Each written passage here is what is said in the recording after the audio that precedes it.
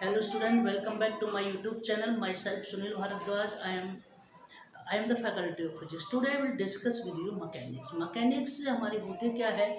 Mechanics को समझने के लिए हमें कुछ बेसिक टूल्स के बारे में जानना होगा और वो टूल्स हैं क्या, उन्हें हम आपके सामने रखते हैं। मैकेनिक्स को पढ़ने के लिए हमें सबसे पहले मैकेनिक्स के बारे में जानना होगा और उसके अंदर जो टूल्स यूज किए जाएंगे उनको जानना ही बड़ा ही उपयोगी है, जिससे कि हम मैकेनिक्स के पार्ट को बड़ी आसानी से सॉल्व कर सकें। अगर हम बात करें मैकेनिक्स की, जो मैकेनिक्स है वो हमारे 3 भागों में बटी हुई है।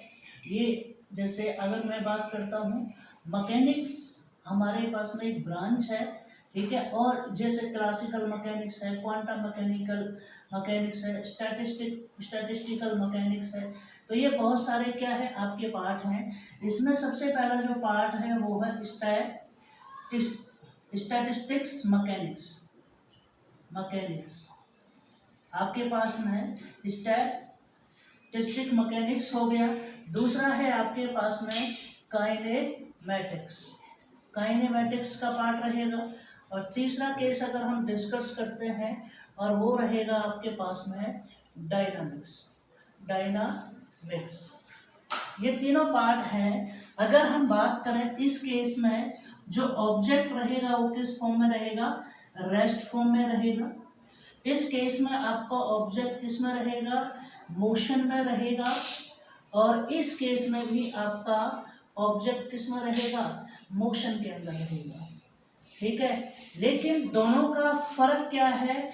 इसमें हमारे मोशन में आने के कारण को बताने की आवश्यकता नहीं है, ठीक है। और इसमें हमारा जो ऑब्जेक्ट है वो मोशन में क्यों आता है उसका रीजन देने की आवश्यकता रहेगी। तो इसकी मैं बात करूं, statistic mechanics is the branch of mechanics which deals with the study of object at rest. किसकी बात करेंगे हम? रेस्ट की बात करेंगे इसके अंदर। Kinematics is also the branch of mechanics which deals with the study of object in motion without considering the cause of motion. आगे सुनना है, या फोर्स की मैं बात कर सकता हूँ, without considering the cause of force या मोशन। आगे से इसमें क्या करना करेगा?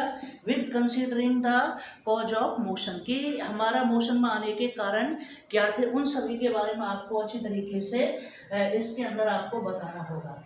इसके साथ में अगर हम बात करते हैं, सबसे पहले कोई ऑब्जेक्ट रेस्ट में है तो इसका मतलब क्या होता है? तो रेस्ट की केसेस की अगर मैं बात करता हूँ, रेस्ट की अगर हम डेफिनेशन की बात करते हैं, ये कहते हैं an object is said to be rest if it does not change its position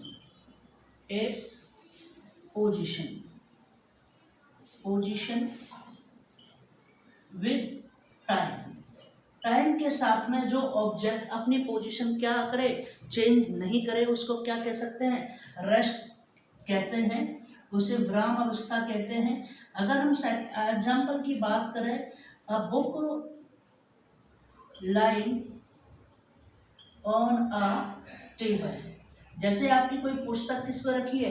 table पर रखी है। ये क्या चीज़ है? एग्जाम्पल रहेगा रेस्ट का। सेम सिमिलर केसेस की अगर हम बात करें कि मोशन क्या चीज़ है, मोशन, दोनों शब्दों को समझना जरूरी है।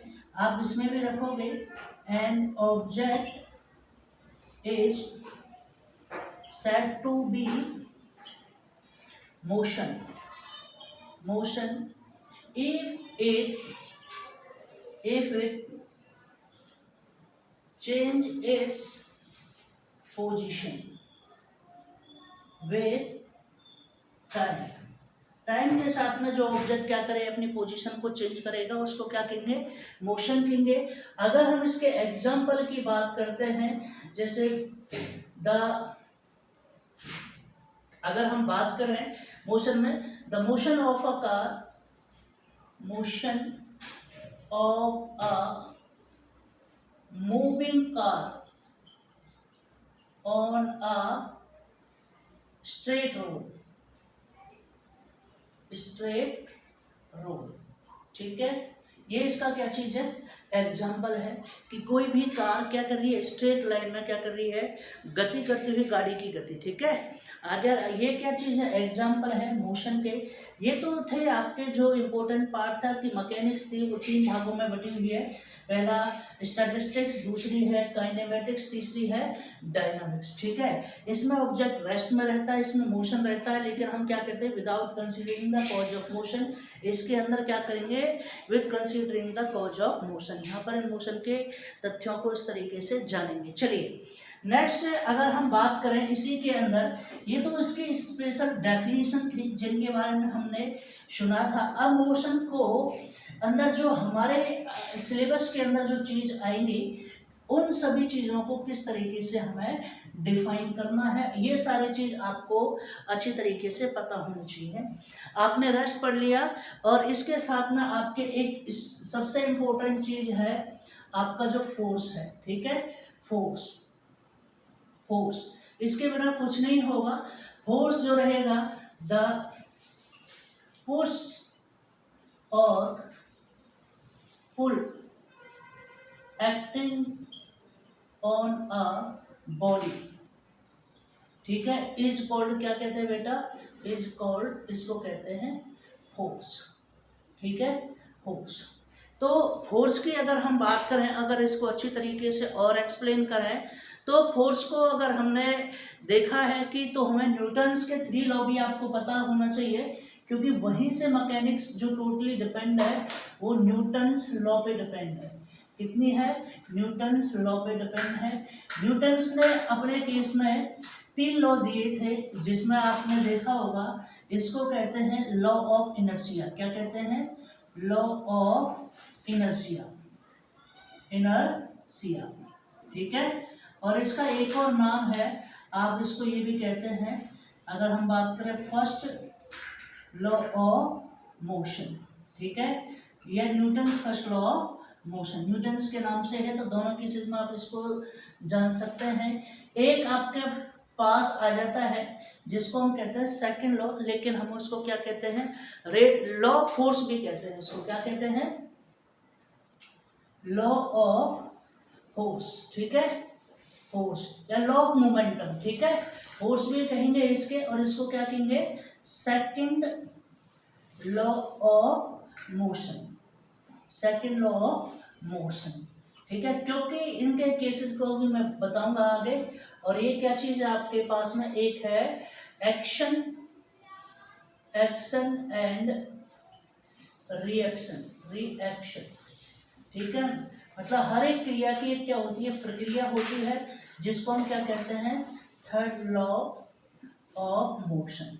ठीक है बेटा, थर्ड लॉ ऑफ मोशन, ये थर्ड है, और इसको क्या कहते हैं, सेकंड लॉ। ये केसेस के बारे में आपको अच्छी तरीके से पता होना चाहिए कि कौन सा लॉ कब हम यूज करेंगे। अगर हम बात करें इसके केसेस की, आपको पता होना चाहिए इनर्शिया क्या होती है, a body can not change position by itself. ठीक है, ठीक है, itself, this property is known as inertia. वैसे अगर हम बात करें इनर्शिया की, the tendency of a body to oppose और resist any change in state of rest और uniform motion, this is called inertia. तो न्यूटन्स फर्स्ट लॉ क्या कहता है, every body continues in state of rest और uniform motion unless compelled by some external force applied on it. बिल्कुल same है, क्योंकि Newton's first law contains the property of inertia, so Newton's first law is also known as, क्या कहते हैं इसको, law of inertia. Second is very important, क्योंकि ये law हम कहते हैं, ये कहता है, अगर हम बात करते हैं इस केस की, मैं बात कर रहा हूं, इसको डिफाइन करने के लिए, ये क्या होता है, ये बड़ा ही इंपॉर्टेंट है, the rate of change of, क्या है, लीनियर मोमेंटम। ठीक है, momentum of a body is directly, क्या कहता है, directly proportional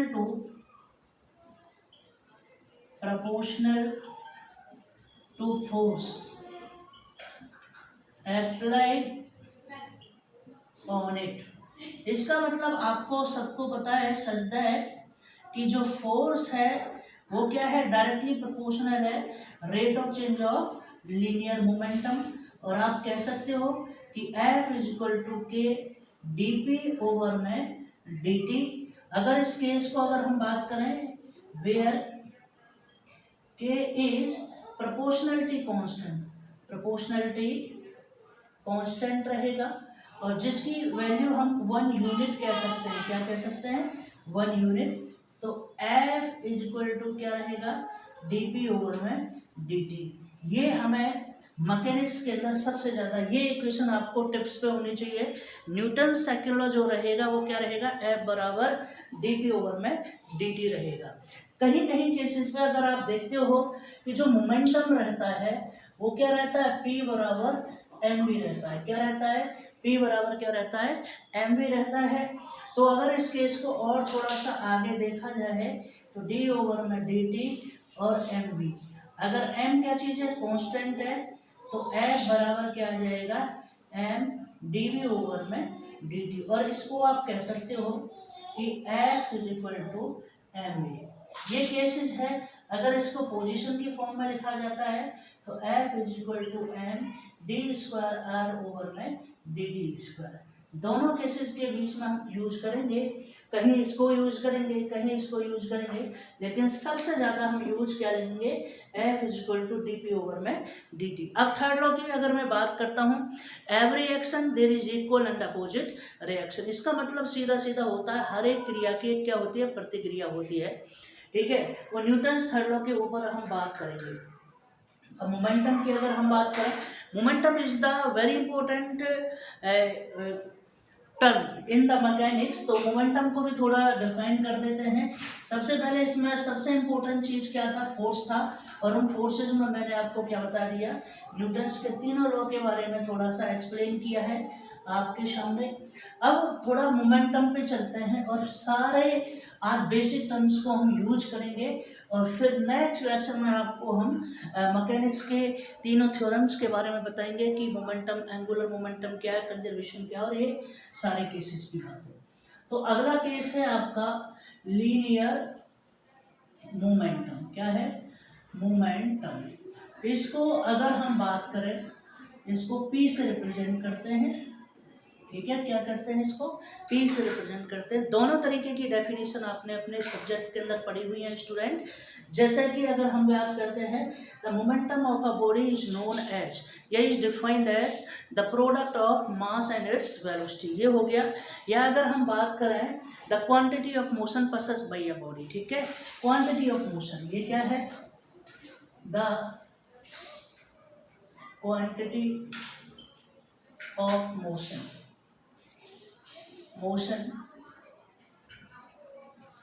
passes quantity of motion passes by a body is called momentum। Momentum भी कह सकते हैं, लीनियर मोमेंटम भी कह सकते हैं। दूसरे शब्दों में आप कह सकते हैं it is defined as the product of mass and its velocity। आपको दोनों केसेस के बारे में पता होना चाहिए। अब मोमेंटम जो रहेगा P बराबर क्या रहेगा? मोमेंटम जो रहता है वो रहता है बेटा मास, सीधा सीधा लिखते हैं मास और वेलोसिटी। इसके कुछ इंपॉर्टेंट टर्म्स हैं, उनके डायरेक्शन ऑफ मोमेंटम। अगर हम बात करते हैं किसकी? Direction of momentum is same रहेगी एज दैट ऑफ वेलोसिटी। जिस दिशा में वेलोसिटी आपकी मूव करेगी, मोमेंटम भी उसी दिशा में जाएगा। जो मोमेंटम है, मोमेंटम इज आ कैसी क्वांटिटी रहेगी? वेक्टर क्वांटिटी रहेगी। क्वांटिटी, अगर इसकी यूनिट की बात करता हूँ, यूनिट जो है आपके पास में वो दो तरीके की रहेगी। फर्स्ट केस में अगर बात करते हैं ऐसा यूनिट क्या रहेगी? किलोग्राम मीटर पर सेकेंड। दूसरा है CGS, यूनिट क्या रहेगी, ग्राम सेंटीमीटर पर सेकंड। ये दोनों केसेस आपको पता होना चाहिए। तीसरा केस ये भी पता होना चाहिए डायमेंशन क्या रहती है। तो डायमेंशन जब रिप्रेजेंट करते हैं इसको P से रिप्रेजेंट करते हैं और ये क्या रहेगी MLT-1। ये इसकी क्या चीज़ है बेटा, डायमेंशन है। इसके अगर ग्राफ की बात करते हैं, किसकी बात करते हैं, ग्राफ्स की। तो ग्राफ्स के केस में अगर पहला केस आप देखिएगा, दोनों केसेस में ये अगर वेलोसिटी है, क्या चीज है, वेलोसिटी है, और यहाँ क्या चीज है आपका मोमेंटम है, P मीन्स मोमेंटम है और ये क्या है वेलोसिटी है। तो m हमेशा क्या रहेगा, स्ट्रेट लाइन रहेगा, तो m बराबर क्या आ जाता है, कांस्टेंट आ जाता है। सिमिलर केसेस, पहला केस ये हो गया। दूसरा एक और ग्राफ आपका बिल्कुल इसके समक्ष है और आप इसका भी क्या होता है, वेलोसिटी क्या आती है, बराबर कांस्टेंट रहता है, कांस्टेंट। इसका मतलब क्या है, इस एक्सिस पे मास आ गया, ये x होती है, ये y होती है और ये क्या है, मोमेंटम का है। अगर वो कहता है कि दोनों बॉडियों का क्या है, मोमेंटम क्या है, सेम है, तो इस केस में क्या होता है, एक इन्वर्सली प्रोपोर्शनल आपके आ जाते हैं। एक कहता है, अभी एक प्रॉब्लम जिससे बहुत सारी प्रॉब्लम आपसे पूछी जाती हैं, उन प्रॉब्लम्स के बारे में आपको पता है कि अगर किसी भी बॉडी का लीनियर मोमेंटम सेम है, क्या चीज है, लीनियर मोमेंटम सेम है। चलो एक प्रॉब्लम है आपके सामने, उसको आप देखिएगा। ये केस तो दोनों स्ट्रेट लाइन का आता है।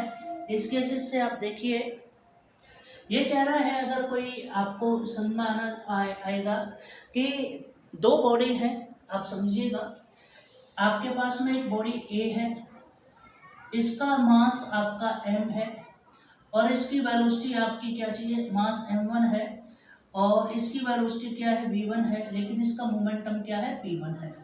ऐसे ये कह रहा है, ये b बॉडी है, इसका मोमेंटम p2 है और इसकी वेलोसिटी v2 है और मास क्या चीज है आपका, इसका m2 है। लेकिन कंडीशन ये कहती है both body having equal momentum, तो दोनों का मोमेंटम क्या है, सेम है। Both bodies having equal momentum, तो find there velocities, ratio of velocities या रेशियो ऑफ मास। तो आपको पता है पहली बॉडी का मोमेंटम क्या हो रहता है, m1 v1 रहेगा, पहला केस। अगर हम बात करें दूसरी बॉडी का मोमेंटम क्या रहेगा, m2 v2 रहेगा। दोनों का मोमेंटम वो कह रहा है कि P1 और P2 दोनों क्या है बेटा, बराबर है, बिल्कुल ओके है, बराबर है। तो आपका मोमेंटम क्या रहेगा, mv1 बराबर क्या हो जाएगा, m2 v2। अगर वेलोसिटीज के केस में देखा जाता है तो v1 अपॉन में v2 equal to m2 over में m1। ये मोमेंटम इनका केस में आ जाता है, ठीक है। इसका मतलब क्या हो जाता है, जो v है वो इनवर्सली प्रोपोर्शनल क्या है, मास है। दूसरे शब्दों में और ये भी कह सकते हो कि हो सकता है मास इनवर्सली प्रोपोर्शनल होता है v के। इस केस में जब इसका ग्राफ को आप देखते हो, जिसका मोमेंटम अगर सेम रहता है, यहाँ अगर मैंने क्या ले लिया है, मास ले लिया है, तो इस एक्सिस पर क्या लूँगा, वेलोसिटी, और ये ग्राफ क्या आएगा, इनवर्सली प्रोपोर्शनल का। इस केस में ये ग्राफ बन करके आता है। तो ये केसेस आपको याद रखने चाहिए, ये केस सारे आपको आने चाहिए। मोमेंटम के बारे में भी मैंने फुल स्केल में आपके सामने ये टॉपिक रखा हुआ है। अब अगर हम बात करें, आपसे अगर मैं बात करता हूँ किसकी, इसके बाद में आ जाता है आपका एंगुलर मोमेंटम, क्योंकि हमें काम ही किस पे करना है, फोर्स पे काम करना है, एंगुलर मोमेंटम पे काम करना है, लीनियर मोमेंटम पे काम करना है, और किस पे करता है, मोमेंट फोर्स टॉर्क पे काम करता है और एनर्जी पे काम करना है। तो उसी के साथ में धीरे धीरे हम आगे बढ़ रहे हैं। अब आपने एंगुलर मोमेंटम की अगर हम बात करते हैं कि एंगुलर मोमेंटम क्या होता है, किस तरीके से ये काम करता है, दोनों चीज़ों के बारे में आपको डिटेल से समझने की आवश्यकता है। चलिए नेक्स्ट टॉपिक रहेगा आपका एंगुलर मोमेंटम। क्या है, angular momentum.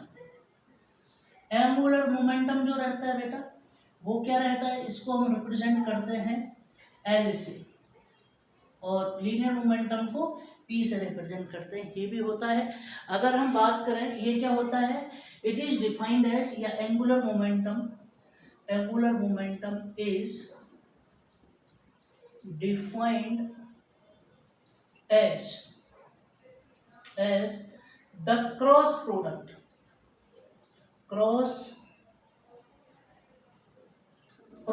of position vector, जिसको मैं R कहता हूं, एंड लीनियर मोमेंटम, इसका मतलब P। तो L जो रहेगा आपका वो R क्रॉस P रहेगा, और इसको अगर स्केलर से वेक्टर फॉर्म में अगर हम लिखते हैं, this is equal to RP sine theta n cap, और इसको मैग्नीट्यूड के अंदर लिखते हैं L बराबर L लिखते हैं, तो RP साइन थीटा, क्योंकि mod of unit vector is always 1। ये आपको इतना बिल्कुल क्लियर होना चाहिए। इसकी अगर हम बात करें, ये कैसी क्वांटिटी है, अगर हम देखें तो पोजीशन जो डिस्टेंस है या डिस्प्लेसमेंट है, दोनों ही एंगुलर मोमेंटम कैसी क्वांटिटी रहेगी, मोमेंटम कैसी है, पी है। पी का मतलब वेक्टर क्वांटिटी है, ठीक है। तो एंगुलर मोमेंटम भी क्या दिखाएगा, ये वेक्टर क्वांटिटी को शो करेगा, ठीक है। किसको करेगा, वेक्टर क्वांटिटी को शो करेगा। अगर हम बात करें इसकी डिस्टेंस की बात करें, याद रख लेना ये कैसी है, ये वेक्टर क्वांटिटी है। ये देखो angular momentum is a vector quantity, क्या है, क्वांटिटी, ये भी याद रखना। दूसरा केसेस में अगर हम इसके यूनिट की बात करें, SI unit of angular momentum as, क्या होता है बेटा, लीनियर मोमेंटम भाई पोजीशन हो गया, तो इसका क्या हो जाएगा, आपको पता है दोनों फोर्सेस के केस में पता है, पोजीशन है तो किलोग्राम मीटर स्क्वायर पर सेकेंड। क्यों आता है, आपको पता है लीनियर मोमेंटम क्या रहता है, mv रहती है, m का m आ गया, किलोग्राम आ गया, और मीटर पर सेकंड आ गया, फिर एक पोजीशन और है तो मीटर स्क्वायर पर सेकंड आ जाएगा। CGS के अंदर, CGS unit of angular momentum as क्या होगी, ग्राम सेंटीमीटर स्क्वायर पर सेकंड, ये केस है। इसका डायमेंशन की अगर बात करोगे, डायमेंशन की बात करोगे, सबसे ज्यादा पूछा जाता है डायमेंशन, L की डायमेंशन क्या है, तो आप क्या लगाओगे, ml स्क्वायर t-1, ये क्या है, इसकी डायमेंशन है। यहाँ तक किसी को कोई डाउट पूछ लेना, अगर किसी को कोई डाउट हो। अगला केसेस अगर हम बात करें, इसी के साथ में कर देता हूँ, वो है टॉर्क, क्या है, टॉर्क, और इसको कहते हैं मूवमेंट फोर्स, ठीक है। टॉर्क और मूवमेंट फोर्स की डेफिनेशन बिल्कुल सेम है। ये कहता है टॉर्क और movement force is defined as the cross product of, क्या रहेगा हमारे पास में जो क्रॉस प्रोडक्ट रहेगा वो रहेगा RF पोजीशन वेक्टर इनटू में फोर्स, क्या रहेगा, पोजीशन वेक्टर इनटू में फोर्स। यहां से लिख सकते हैं it is defined as the cross product of R vector and force F vector। तो टाउ जो रहेगा, टाउ बराबर R क्रॉस F रहेगा, इसको खोलोगे टाउ बराबर क्या रहेगा, R F sine theta n cap, magnitude में टाउ लोगे तो R F क्या रहेगा, साइन थीटा। ये 11th में भी 12th में भी आपने अच्छे तरीके से पढ़ा होगा। टॉर्क निकालते हैं, टॉर्क इज प्लेस, जैसे dipole moment is place in uniform magnetic field, तो टॉर्क वहाँ पर निकल के आ जाता है। सेम है फोर्स की क्या रहती है, अगर हम बात करें इसकी यूनिट की, यूनिट क्या होगी, यूनिट ये वेक्टर क्वांटिटी है, ये भी याद रखना। मैं यूनिट की बात करता हूँ, फोर्स को बोलते हैं न्यूटन मीटर, इसकी क्या है बेटा, यूनिट है। अगर ये कौन सी यूनिट है बेटा, SI यूनिट है।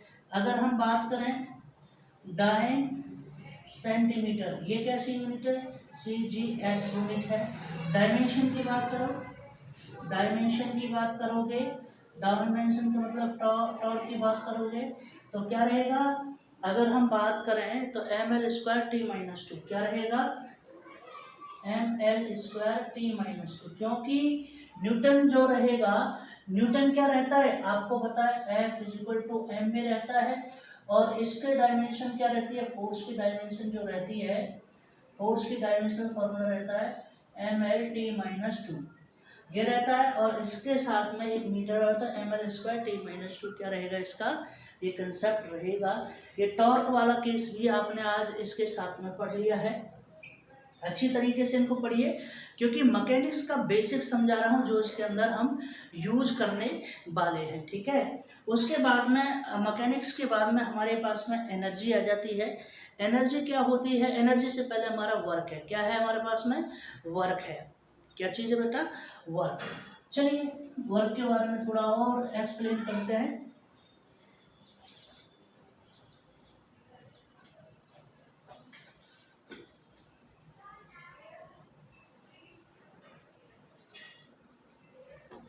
यस, अगला कंसेप्ट है हमारा वर्क। वैसे ये हमारा यूज होगा वर्क, पावर, एनर्जी, तीनों केसेस के बारे में हम आपसे यूज करेंगे। सबसे पहले हमारा क्या है? वर्क है। वर्क होता क्या है? वर्क के अगर हम देखें हैं कि a force applied on a body, the body is displaced in the direction of force. ये बिल्कुल ये कह देता है, ये कहता है a force applied on a body, a force applied on a body, then the body is displaced in the direction of force is called, क्या कहते हैं इसको? वर्क। अब वर्क के लिए हमेशा याद रखो दो फैक्टर जरूरी हैं। क्या? एक फोर्स होना चाहिए और एक डिस्प्लेसमेंट होना चाहिए। इसके हिसाब से अगर वर्क को मैं देखूं तो क्या होना चाहिए? फोर्स इनटू में क्या होना चाहिए? डिस्प्लेसमेंट ds होना चाहिए। ये आपको पता होना चाहिए कि इस तरीके से ये आना चाहिए। अगर इसको देखा जाता है, this is equal to small work done ले लेते हैं डी ओमेगा, ऐसे small work done d omega, तो यहाँ लिख दो स्मॉल वर्क, ठीक है।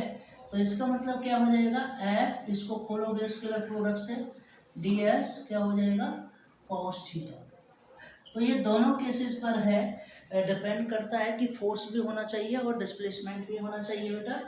अब ये थीटा हमारा लाई करता है, अगर देखो इसके तीन केसेस हैं कि जो थीटा की वैल्यू है वो equal to 0, less than equal to 0 और क्या लाई करती है? 90 के बीच में लाई करती है। इसका मतलब π/2 की मैं बात कर लेता हूँ, π/2। तो इस केस में जो हम थीटा बराबर क्या ले लेते हैं? 0 ले लेते हैं। और तो हमारे पास में जो डी डब्ल्यू है वो क्या आ जाता है?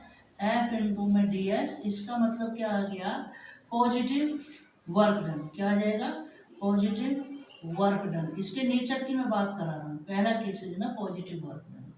दूसरा केस अगर वो बात करता है कि जो थीटा की वैल्यू है वो कहाँ है? 0 से और π/2 के है, मतलब लाई करती है, इक्वल टू π/2 है।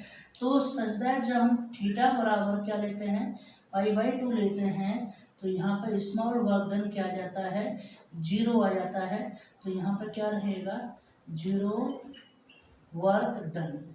जो भी काम 90 के एंगल पर होगा वो क्या होगा? 0 वर्क डन रहेगा।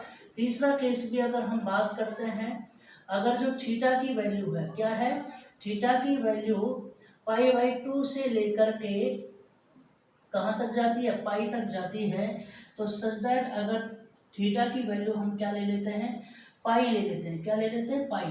तो जो स्मॉल वर्क डन है वो माइनस एफ इंटू में डी एस आ जाता है। तो इसका मतलब क्या है, नेगेटिव वर्क डन। तो वर्क डन की तीन प्रवृत्तियां होती है नेचर ऑफ वर्क डन की, अगर हम बात करें पॉजिटिव, नेगेटिव और जीरो। इस केसेस में आपको पता होना चाहिए, अगर इसके ग्राफ से आप देखोगे ये फोर्स लगता है, ये आपका जीरो मतलब इधर भी डिस्प्लेसमेंट है डी एस, इस तरह मतलब टोटल जो दिशा है, मतलब यहाँ से यहाँ तक की मैं बात कर रहा हूँ, ये क्या है, डी एस है।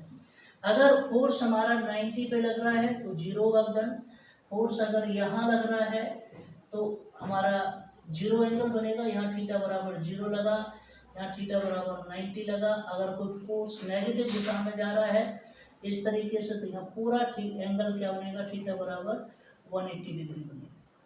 तो इस केस में हमारे वर्क डन क्या होता है, पॉजिटिव, नेगेटिव, जीरो रहता है। तो नेक्स्ट लेक्चर में मैं आपको बताऊंगा कि जो वर्क डन होता है, work done in terms of kinetic energy क्या होता है और पोटेंशियल एनर्जी के केस में क्या होता है।